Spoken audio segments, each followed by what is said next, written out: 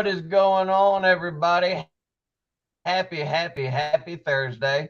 Thank you for joining us this morning. And we've got another special guest today, and I'm super excited to get into some convo with them.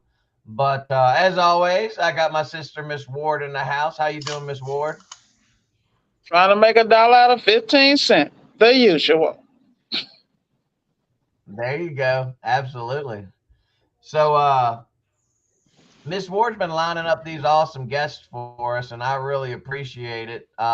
Today, we have a young man named Jay Mena of Master Appliance in Tampa, Florida. I'm just meeting Jay this morning and chatting with him backstage. So as I'm chatting, I'm getting excited about this chat, this talk, this podcast. But Miss Ward set all this up, so I'll let her kind of introduce him, and then we'll pray. I'll share a little scripture, and we'll get into this. Awesome. Jay Mena, my guy. He keep me up on my game. Outstanding young man. I watch him transition from handling a multi-tier, multi-personnel installation team, installing everything from low end to high end, paying attention to details, into transitioning into his own phenomenal appliance repair business. He is definitely a force to be reckoned with coming out of the Tampa market. And if y'all listen to Kathy Wood, hey, Kathy Wood said Tampa's the next Silicon Valley, so he's got his finger on the pulse. I'm trying to. Every time I holler at him, I be like, "Let me hold something. Let me hold something." Outstanding guy, great mentor, great father, great son. I've just watched him as a young man, and I'm so proud of him, and it's an honor for me to know him. It's my guy representing the game. Awesome.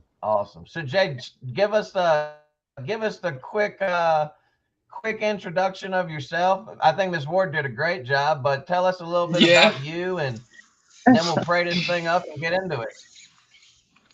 Like she says, my name is Jay Mena with Master Appliance. I started working with appliance, well, not in the appliance industry, but as a service technician about close to 2 years ago.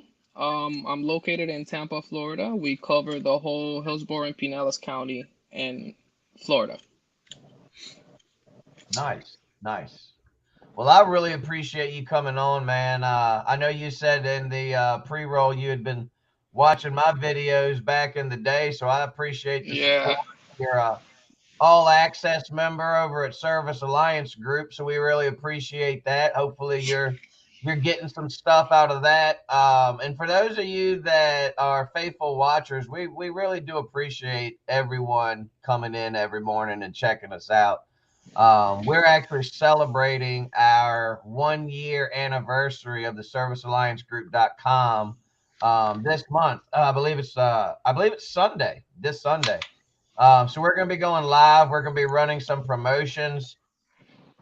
So if you know anybody that hasn't signed up, we're tell them wait until Sunday, because we're going to be running a 24-hour deal. It's not going to be as good as the original deal that we gave when we first launched, but it's going to be the closest thing we've offered. And we got a lot of good stuff coming down the pipeline there. But we got a couple people checking in. Let's say good morning to our peoples. As always, we got Adam in the house. How you doing, sir? Thank you for joining us. We got brother Jeremy of I Got You Six Appliance Repair. Good morning, brother. Hope you're doing well out there in old Texas. We just the heat wave just broke here. Like it was 90, close to 100 degrees for like 2 weeks. And the heat wave just broke. I went outside this morning with my cup of coffee, and it was like just perfect. So I'm gearing up for tent camping. We just bought a new 10-person tent for me and the family. We're gonna take the whole gang, throw everybody in a tent, and let everybody fight each other. So it'll be fun. Cool. I'm gonna pray. I'm gonna pray us up. I'm gonna share a quick scripture, then we're gonna get into this chat. Father, we thank you for this day. We thank you for the opportunity to come together. We thank you for Brother Jay.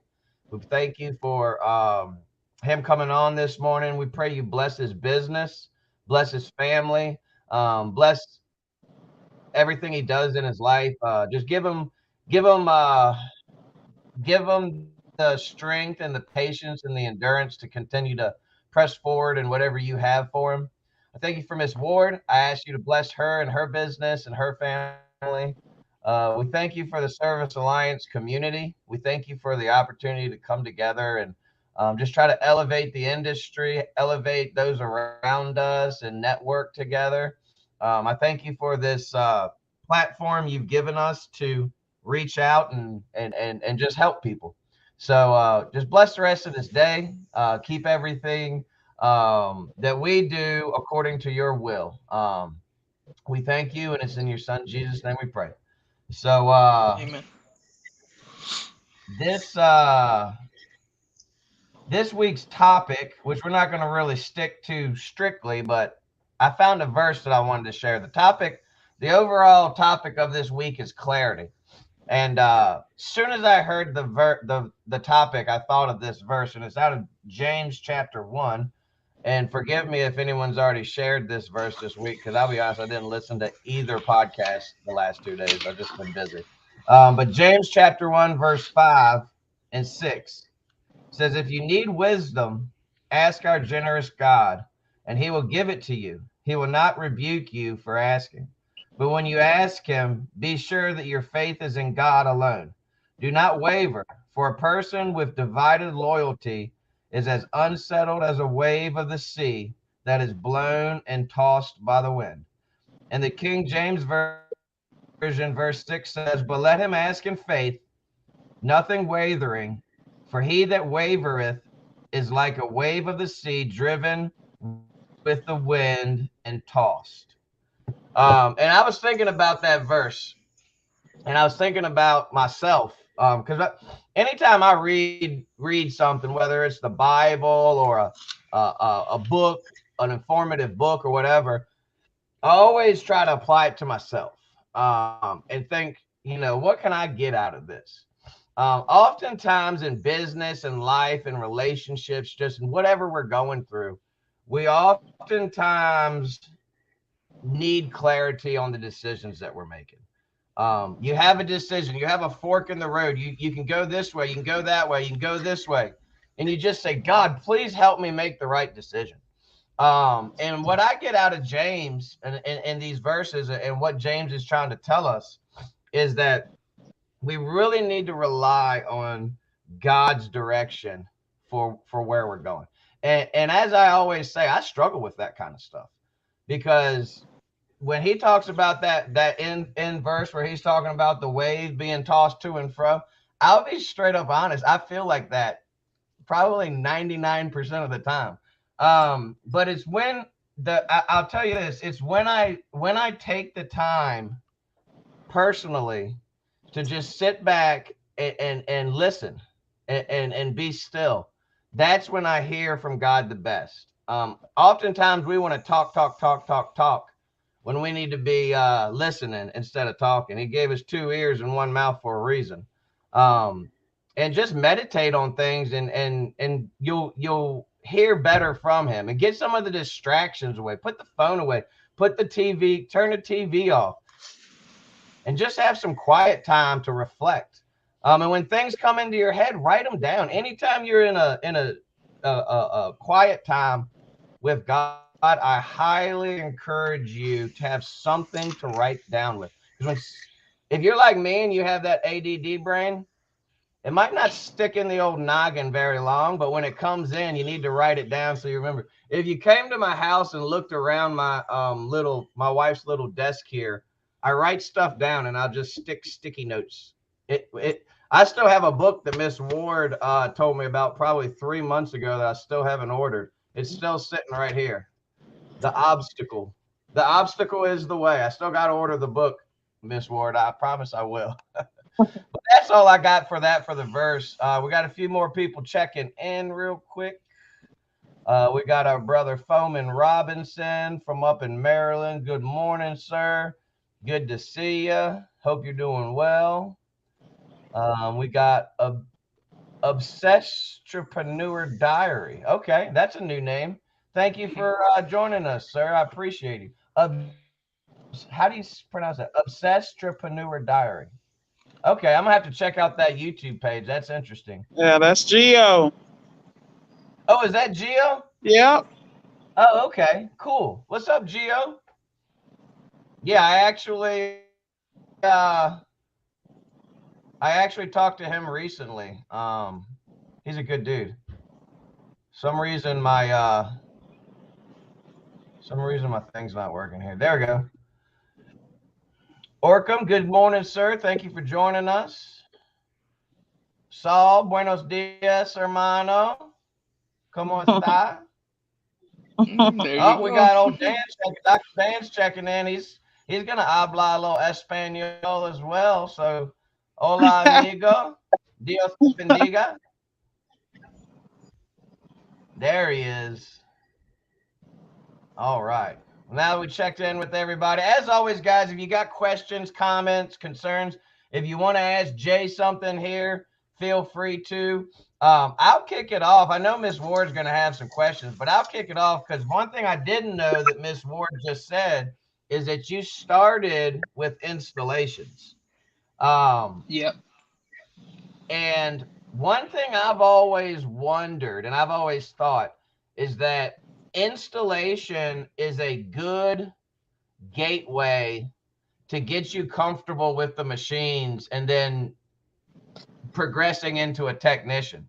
Would you say that that was beneficial to you? Would you say that that's a good stepping stone from being an installer to being a tech, or is it better to become a tech and then learn how to install? What's your 2 cents on that, Jay? Honestly, for me was easy to, because I work in the installation for so long, so I think being installer first, it helps you become a technician. And the reason why I think is that way is because a lot of technicians, they know a lot of theory, they know how the appliance work and everything else, but sometimes they don't even know how to disassemble. So some people take for granted, oh, here goes the wife. So basically, some people take Good for morning. granted, like, taking stuff apart. They just there to fix the appliance. But in the installation, we gotta disassemble the, let's say, refrigerators. We gotta take the whole doors off. We gotta take everything. We strip it apart and just fit it inside of the house. So it was really easy for me to make the transition from appliance installation to technician. Yeah. Yeah, well, and you're absolutely right because getting the appliance apart is half the battle. You can know all the theory and troubleshooting you want. You can be an ace when it comes to diagnosing, but if you can't get inside that machine, all that theory and knowledge doesn't help you very much unless you're just troubleshooting everything from the control board. Yep. And not So only that's that, good. you have a customer behind you all the time. So what you're Oh gonna do, yeah, you don't even know how to take it apart. You're gonna act like a fool. yeah. I mean, we've all been there on that machine where you get out there and you see a machine you've never taken apart. Or even for me, sometimes I won't see a unit for like a year, 2 years, and then I'll go out and I'll be like, man, I can't remember how to take this thing apart. And then like you'll be studying. We actually sat, me and Ms. War, I don't know if you caught the episode, but we sat down with Kat Finley of Kitchen Chronicles last week, and we were Oh talking yeah, about yeah. commercial, and he was saying how commercial units are so much easier to disassemble. Like it's not hidden, like a lot of stuff we work on, you got hidden screws, hidden tabs, you got to press this and turn it this way. And he said with the commercial stuff, it isn't that way. Do you do any commercial work, Jay? Oh yeah, yeah. Yeah. Um, you can call me crazy because I'm the type of person that, let's say, I've never seen a machine I never worked on, but I'm gonna tell the customer that I will fix the machine, and just take the reference, model numbers and everything else, come back, to the office and study the machine and just work on it. We work in a lot of right now we work in a lot of ice machines. We're here in Florida. There's a lot of heat here, and we work in a lot of ice machines. We work in commercial equipment like stoves, cheese melters, everything, you name it. If I can get a a diagram, I'll work on it. I don't care. Nice. But commercial is, I think commercial is a lot easier. And the reason why I said that is because everything is bigger. You have access to, to different compartments. You know the let's say the side by side KitchenAid, you have no room to, put a heater or anything in that little cabinet. With commercial, everything is bigger. You just gotta be a little careful with commercial because you got bigger voltage and all that. Yeah. Yeah, that's a good point, man. I keep thinking about it, but my biggest struggle with branching into commercial is we're so freaking busy with residential. I would either need more technicians or I would have to neglect my residential side of things, and I really don't want to do that. So I'll turn it over to Miss Ward for a few questions because I know she's itching over there to pop some questions out. So I'll turn it over to you. All right. So the first question I have is, since you're the kind of owner operator that figures things out because you just built that way, at one point, what made you decide to reach outside your immediate circle for assistance or guidance in your business, technically and business wise? um for me, it was when I started the appliance industry in the appliance technician field. Basically, I know how to fix things. I really fast on learning, but in the business side, I didn't know anything about the business. I don't know how to organize the business. I just know how to be a technician, you know. So when you're a technician and you have no business background or you never had a business before, I think it's really, really hard for you to stay profitable. And not only that, but you just organize your business in a way that is functional. But for me, I need that help, and that's the reason why I started watching a lot of the videos. Thanks God I met you, and you become a coach for me. But it is hard to become a technician and also a business person at the same time. All right. So, what is the difference between like being self-taught and do-it-yourself courses and things like that, and these self-directed courses? What's the difference between that and the hands-on? Because like I've watched you, I remember when I first started coaching you and you were handling everything, and then I watched you when you were didn't touch seal systems, and then you got that taste of seal systems. Talk about that transition because so many people are intimidated by seal systems, especially R600. Shed a little light on why that is an advantage and how a technician can transition into that and excel and become extremely profitable. Well, seal system, I think is one of the most important parts because there's a lot of technicians. They know how to diagnose the issue. If it's a fan, they know how to change it. If it's a defrost issue, they know how to fix it. But what happens if it's a seal system? You're gonna call somebody else and just give that job to somebody else. But why? You know what I mean? You working on a washer. How come you're gonna tell me like I know how to fix the inlet valve, but I don't know how to replace a drain pump? For me, I knew it was a must have, the seal system expertise. So that's the reason why I reached out to our great friend, Brother B, and I went to the school and learned the seal system. I think people think it's a lot harder, but it's not because you got to deal with pressures, you got to deal with gauges and stuff like that. But once you learn it, and like you always said, just process in place, right? I do this, and this. I have steps to do the seal system, and it's so easy for me. Well, Doing the R600s too, and I'm sorry to interrupt you. There's a lot of people that are afraid to do the R600s, and I believe it's easier because you don't have to deal with vacuums and all that, evacuating the system.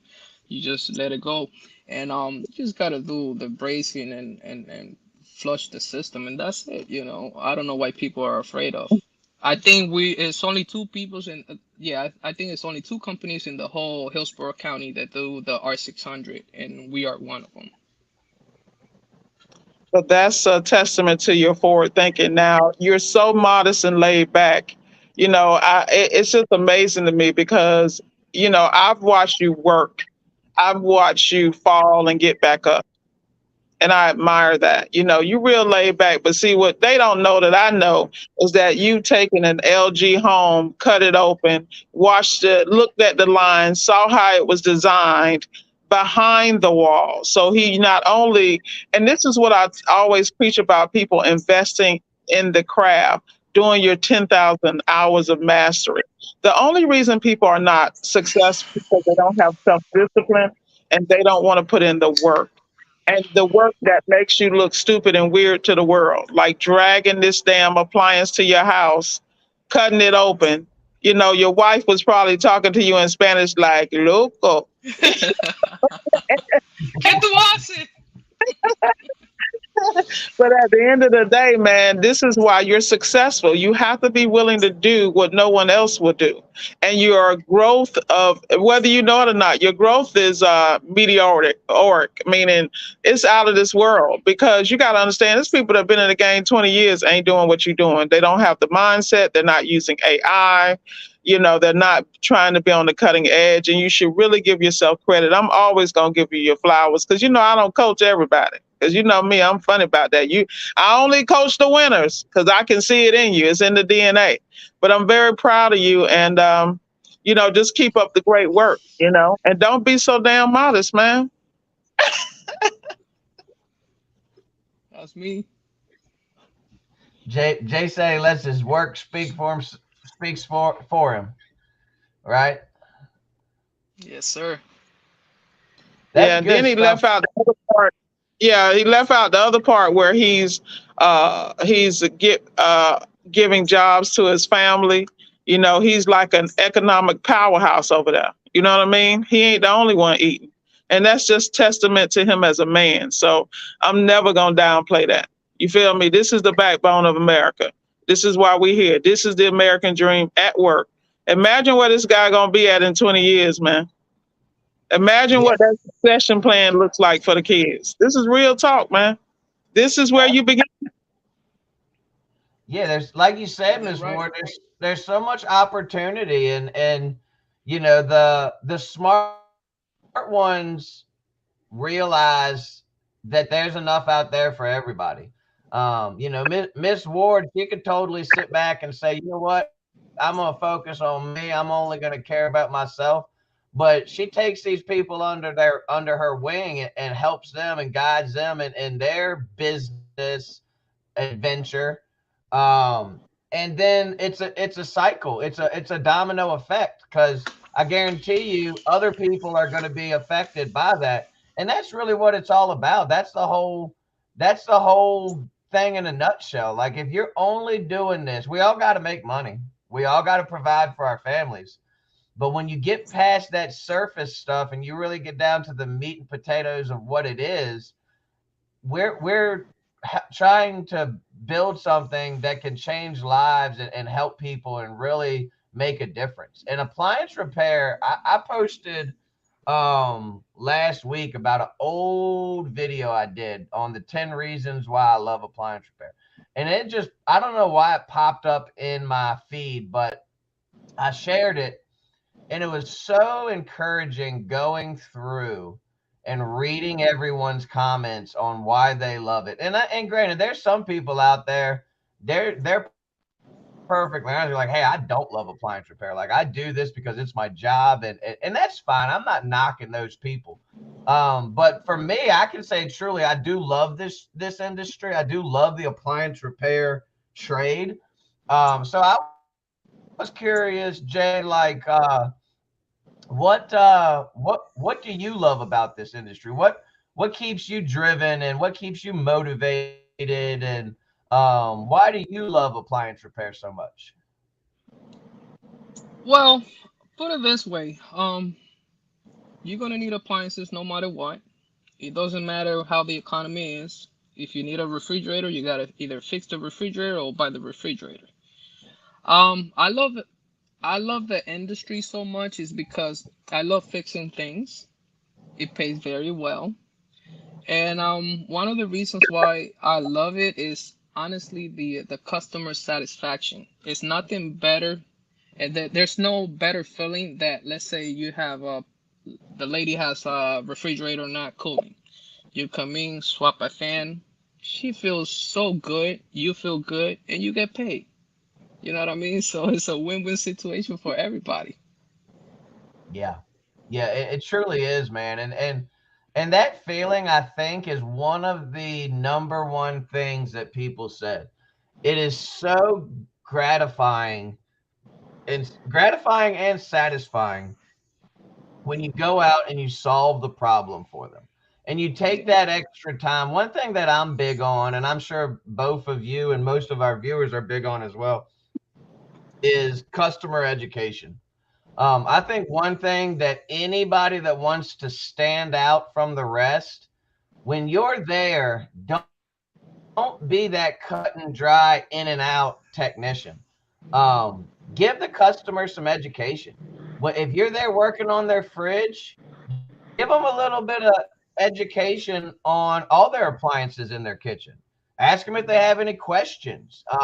One thing that I've been wanting to work on, but have been super busy, is a link for my website of just customer education videos and different things like that. So when someone visits my website, shout out to Mike Carson. I just launched my new website yesterday. So if you want to check it out, richmondapplianceguys.com. Mike Carson did an excellent job. But one thing I really want to do in the future is a customer education section. Um, because I was thinking about it, and all this knowledge we have in our heads about, the importance of, keeping your condenser clean on your refrigerator, or wiping the inner glass of your front load washing machine so that dog hair doesn't build up and cause a leak, or leaving your door open on your front load washing machine so that it doesn't mold up the door. All these little things that we take for granted that we think people know, the average person doesn't know. We do a lot of work in VCU area down in the city where it's college students. These kids are clueless. They don't even clean the lint traps on their dryers. Like, you go in there and the lint's So, that freaking thick, and you're like, young lady, do you clean the lint trap on this thing? I got a funny story. I don't mean to talk so much. I got a funny story. I went to this one house. It's Frigidaire Laundry Center, stacked Frigidaire Laundry Center. I went out to this house. It was a bunch of sorority girls, and I pulled. It had to have been 10 to 15 pairs of underwear out of these girls' drain pump.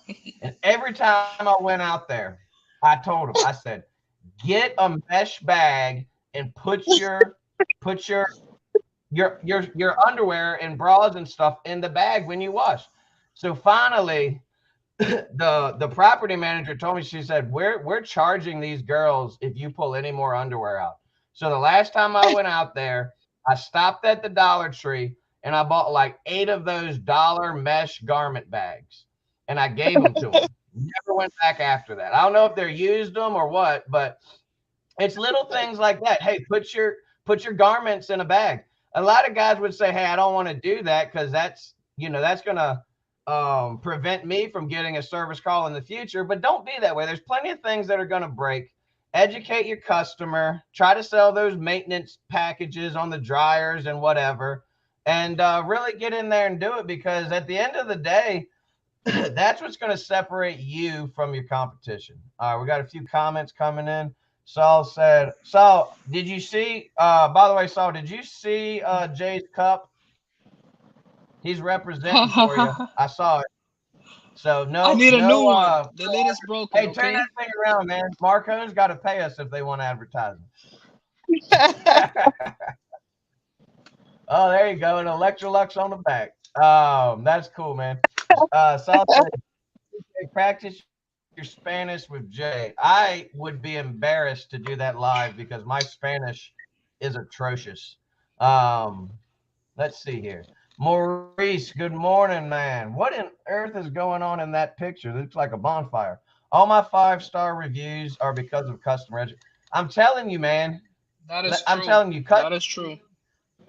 customer education will set you apart from everybody else. You taking that time to educate your customer. So many times I go out and I educate the customer and they're just blown away. They're blown away because you took the time. You're already, it's typically at the end of the job, so you're already finished. You could just go in your car, leave your van and leave it and head on down the road. But taking that extra 5 minutes to educate them about their refrigerator, educate them about their dishwasher. Um, the 5-star reviews will just roll in.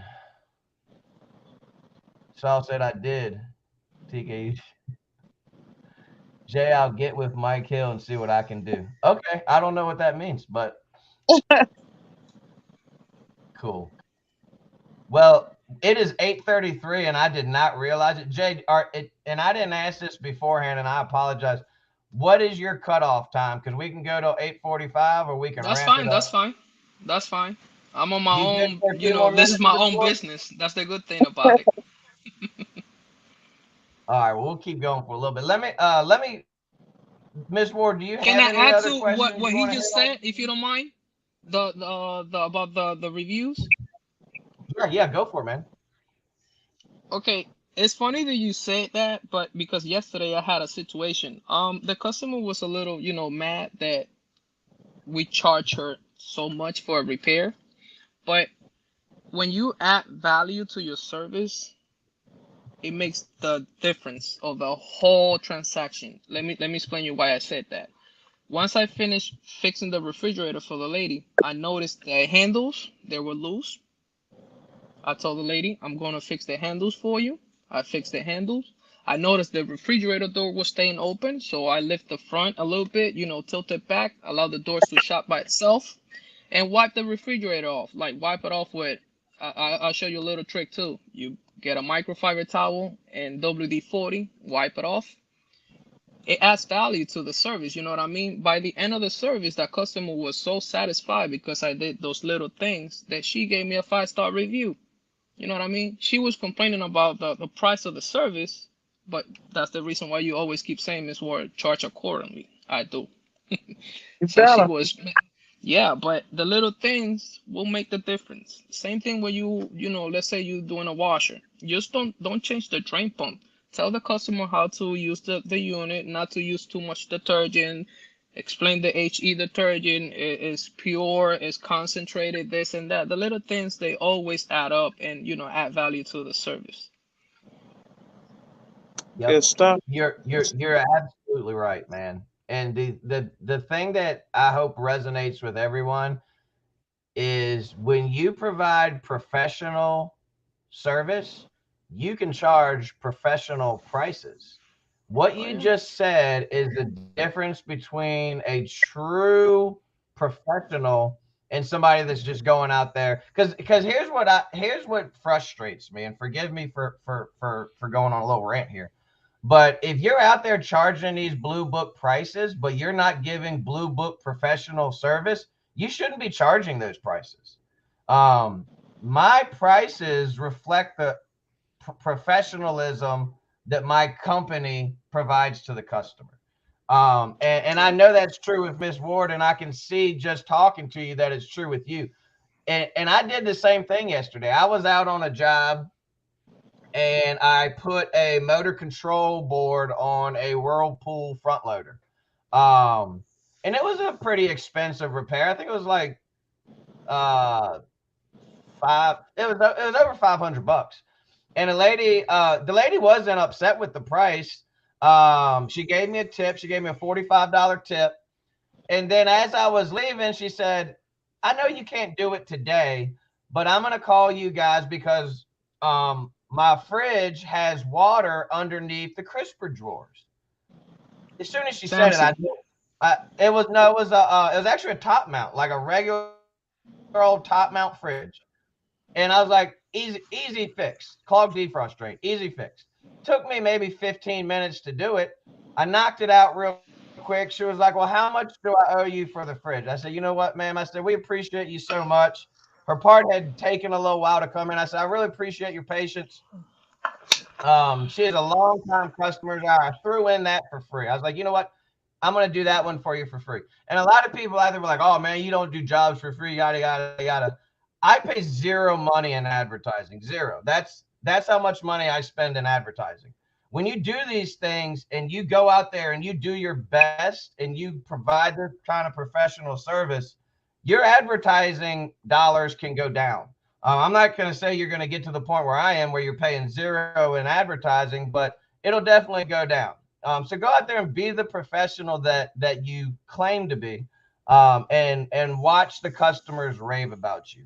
Oh, we got Mike Carson. We were just talking about you, Mike. Said adding value through education and going the extra mile for customers isn't as common as you would think these days. It's totally not common. It's not common. I say this all the time, but the biggest complaint I get from customers every single day of my life is you were the only company that would call me back. No wonder I don't have to Communication. advertise. You jacklegs out there aren't even calling the customers back. Y'all making it easy for us professionals. I hear that. Do y'all hear that complaint out in the field? Yep, I hear it all absolutely. the time. I hear people Call saying like, at least you showed up. You know, a lot of people don't show up. Not even showing up. Call your damn customers back. You're leaving so much money on the table because you're too cheap to hire a CSR. You're too cheap to actually start growing things and making things right. Go out there and get yourself. If you're trying to answer your cell phone underneath the front load washer machine or in the back of a LG trying to put a compressor in, you're doing it wrong. Get somebody to answer the phones for you. I don't care who it is. Anybody's better than you because you're a technician. You're not a CSR. Sorry, I had to rant for a minute. Talking reviews. How to handle negative reviews. I turn every negative review into a positive review by the way I respond to it. Um, and then, just like Mike said right here, bury them with good reviews. If you did something wrong, own it and apologize and try to make it right. But if it's a review and it doesn't, we had somebody leave a 1 star not too long ago, and they weren't even talking about us. They were talking about an HVAC company, and they said my name in the review. The owner TK came out and worked on our air conditioner. I've never worked on an air conditioner in my life. So she wasn't talking about me. What's your 2 cents on that, Jay, as far as negative reviews?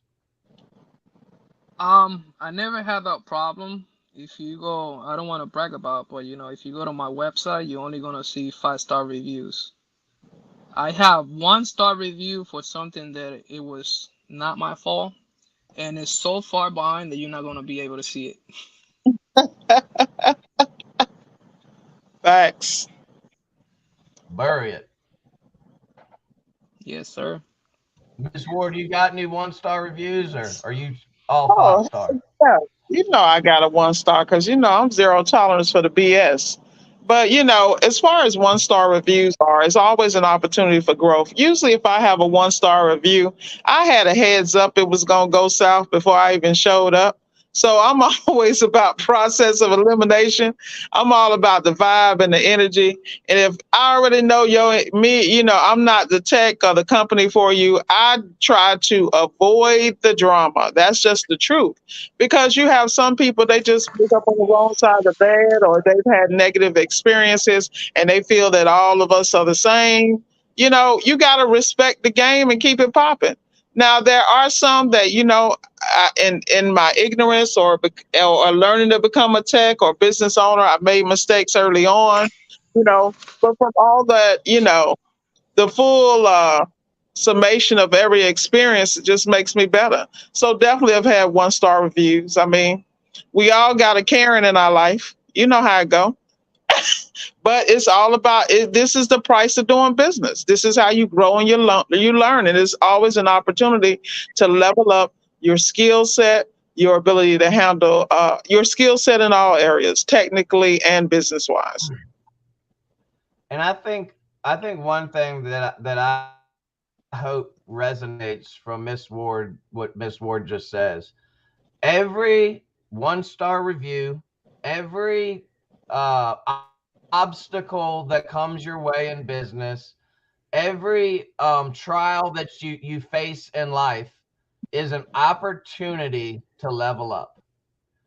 Keep that in the back of your head. Level up. You can take that 1-star review and you can get mad and you can say, oh, this isn't right. Number one, you need to look at that 1-star review and turn the mirror on your company and say, what could we have done to avoid this?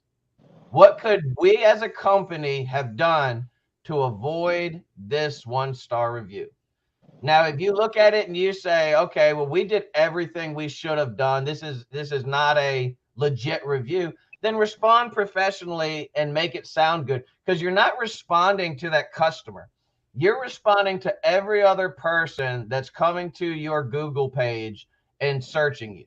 They're going to see that 1-star review. They're going to see what the customer says, but then they're going to see how you professionally replied to it and acted in a professional manner. And that's how you level up. Taking every single opportunity to become a better technician, to become a better business owner, to become a better company all around. Yes, Um, sir.